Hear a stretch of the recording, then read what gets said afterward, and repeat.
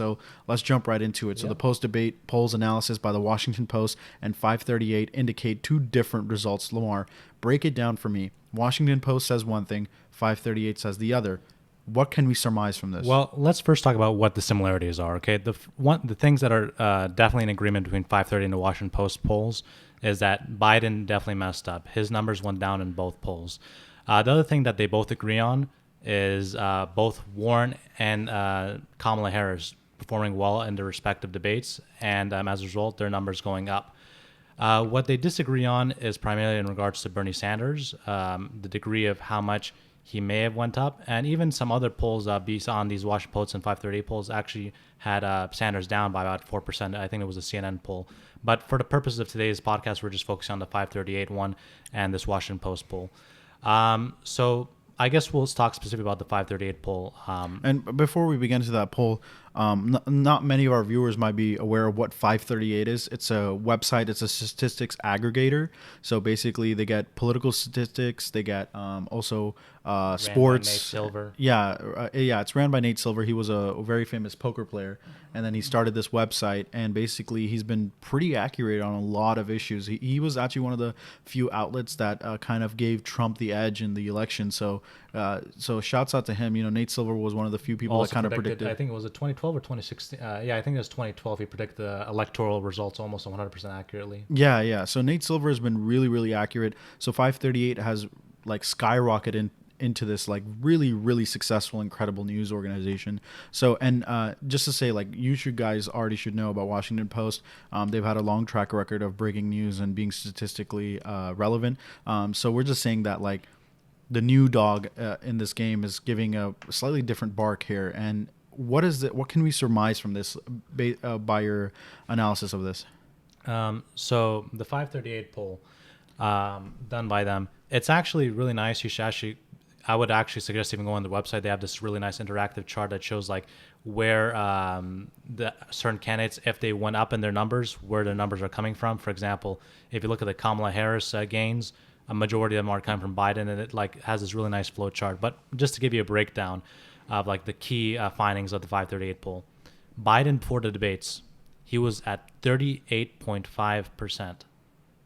After the second debate, he went down to 31%. That's a 7.5% drop. So he went from like 38.5 to 31. Yeah, so 7.5% drop. That's insane. And then 538 suggests Sanders went from 16.3 to 16.8, which is not that crazy. Warren went from 12.7 to 14.4. Harris went from 7.9 to 16.8, so that's a huge bump. Buttigieg went from 6.9 to 5.9. Beto went from 3.9 to 2.1. So yeah, the most dramatic numbers are with Biden and Harris. So who are the big winners of the polls, at least? Well, I kind of feel a little bit bad for Elizabeth Warren because it also shows the numbers after the first debate specifically. And with her, she had a huge win too from about 5%. She won. So when we say first debate, like it was the debate she was actually in. Yeah. So the first debate that happened, the first 10 candidates, and the one the night after, which I believe was Thursday. I think. Right. So yeah, she went from 12.7 to 17.7 if when just looking at polling done after the first debate.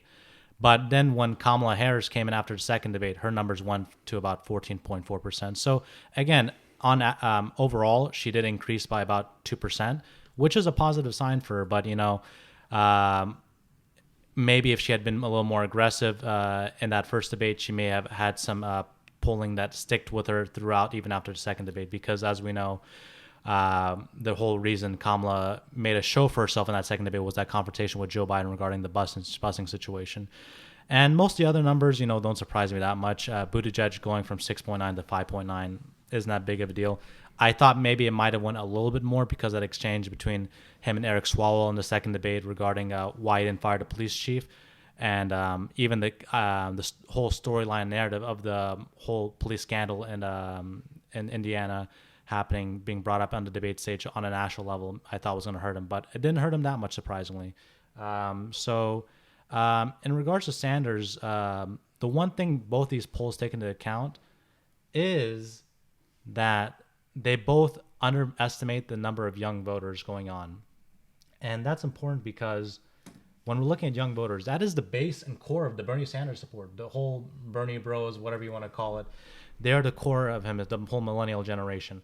So because they undervalued and sorry, not undervalued, I forgot what the correct terminology is, undersurveyed him, undersurveyed millennials, Underestimated.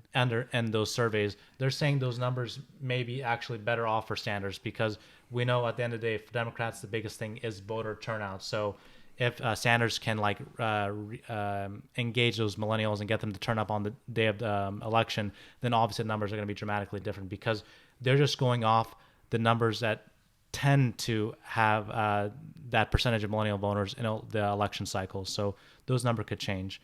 But going now to the Washington Post poll, unless you want to add anything to the 538 one. No, I think. Okay. So in regards to the Washington Post one,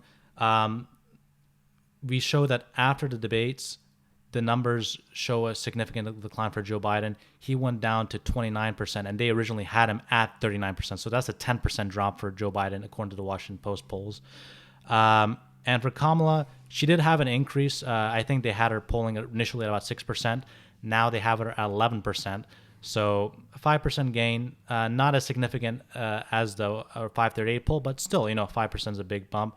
Elizabeth Warren, I'm not sure what they had her at the original, but she's at 11% now, and the whole other numbers such as Pete Buttigieg, Julian Castro, they're basically the same. Amy Klobuchar, I think, went up from 1% to 2%. Ooh, Amy Klobuchar.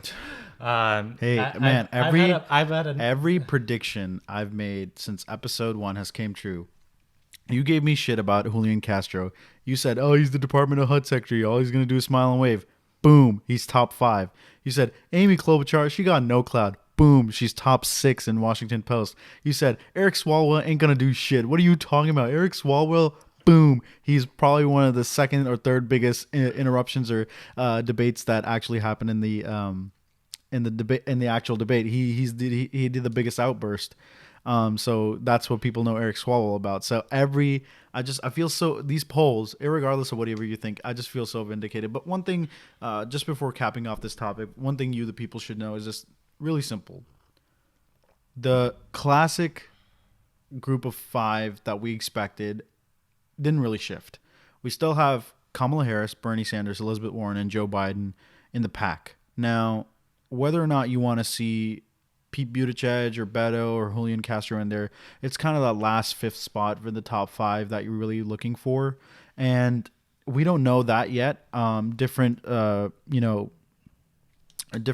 have Buttigieg in the 5th position. Different people have Beto, but pretty much some people have Julian Castro in the 5th position. But both these polls say Buttigieg is in the 5th position right now. Manveer, can we both agree that after this performance by Biden, dropping almost 10% after one debate, that it's almost over him at this point? What the hell? No, that's literally the argument I was just going to cap off on. Joe Biden is still on top.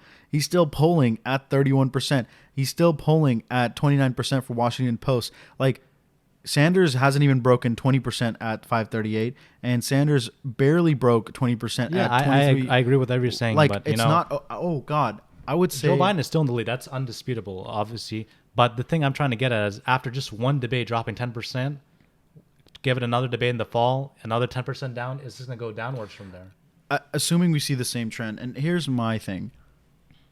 Impending some big scandal, I think Joe Biden is actually doing pretty decent. He went on a media tour after the fact. And let's look at every single, major election. If you win Iowa, you win the presidency. That's been the case for the Obama administration. That's been the case for, Bush, Clinton, and stuff like that. So when we see the caucus that's going to happen in Iowa, the first one for the primaries, we're going to see the big winner. If you win big in Iowa, you usually win the presidency, or at least the nomination. And if you lose in Iowa, that's the start of the death of your presidency and your candidacy for president. So, also Joe Biden polls really high in Iowa, and even though it's hard to poll Iowa, I mean, he's going to all 99 counties. He's doing what's necessary. So, we're not endorsing Joe Biden here, or I'm not, at least. And what I would say is that he has a very strong chance of winning the nomination still to this day, because at the end of the day, who shows up to these caucuses? It's usually older people who have time, and working class people, and students don't necessarily have the time to come out to caucus. And it's very epidemic. I 100% agree with you. And that's why I stress, the idea of voter turnout, We have to look at who their bases are, and if the Sanders campaign can, essentially energize the millennials to show up, then that'll obviously make a difference. But also beyond the polling numbers, I didn't bring this up earlier, but the money aspect too. The donations of these individuals coming out, their contribution levels came out for some of them. And the most notable thing was Pete Buttigieg. He actually raised $24 million this last quarter alone, which outperformed Joe Biden, who only raised $20 million, and even Bernie Sanders, who only raised $18 million. So that was a big thing. It doesn't line up necessarily with the polling that's being done, but it did surprise me.